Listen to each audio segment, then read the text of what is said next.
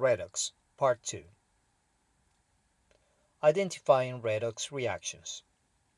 In order to identify redox reactions, a fast way to do it is to check what kind of reaction do we have.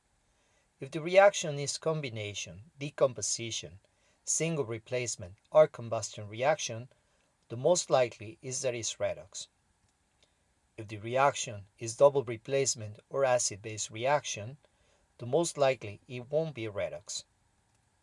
But the only way really that we can find out if it's redox or not is if the oxidation number of an element in a reactant species changes, that element has undergone either oxidation or reduction, then the reaction is considered redox. Your time.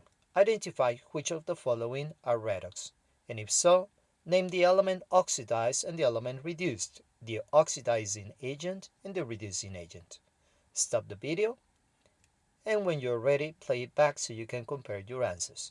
Good luck.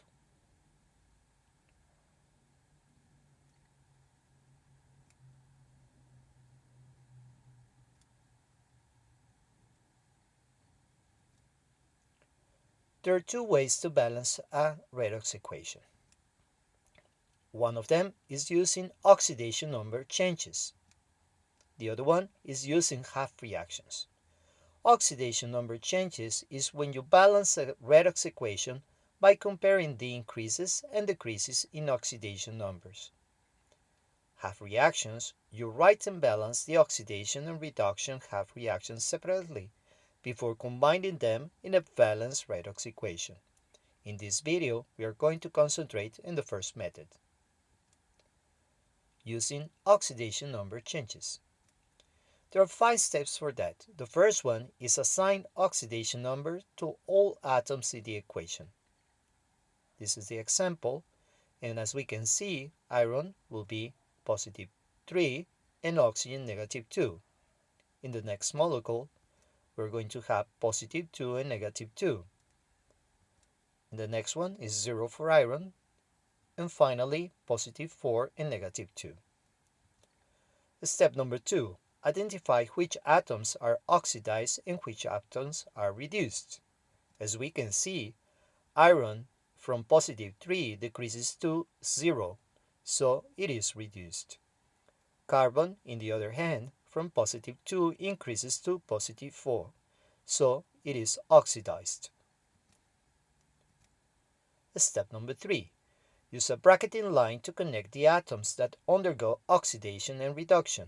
Place the oxidation number charge in the midpoint. In this case, for carbon, we have from positive 2 to positive 4 a plus 2 and is oxidized. In the case of iron, from positive 3 to 0, that's negative 3, reduced. Step number 4. Make the total increase in oxidation number equal to the total decrease in oxidation number by using coefficients. In this case, as we can see, we have to multiply 3 times 2 times positive 2 in order to get positive 6. And for iron, we have to multiply 2 times negative 3 to give us negative 6. To balance the equation, that means that for iron, we need 2 atoms in both sides, reactants and products. So in the product side, we have to add a 2 as a coefficient. In carbon, we need 3 atoms in each side. As we only have 1, we need to add the 3 as a coefficient in both sides. Step number 5. Finally, make sure that the equation is balanced for both atoms and charge. Finish balancing by inspection. And as we can see here, the equation is already balanced. So, with this method, I would like you to try to balance the next equation using oxidation number changes method. For that, I will suggest that you stop the video after each step. I will be naming each step and you must stop it there and do it by yourself. Then play it back so you can compare your answers. Good luck. Step number 1. Assign oxidation number to all atoms in the equation. Stop.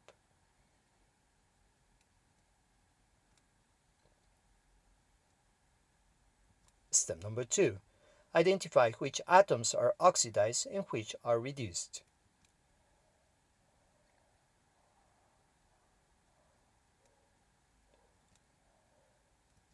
Step number 3. Use a bracketing line to connect the atoms that undergo oxidation and reduction. Place the oxidation number charge in the midpoint.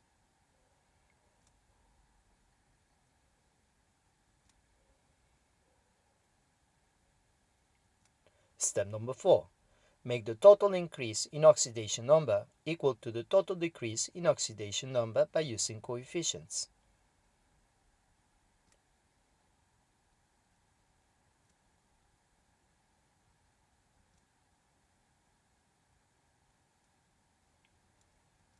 Finally, step number 5, make sure that the equation is balanced for both atoms and charge.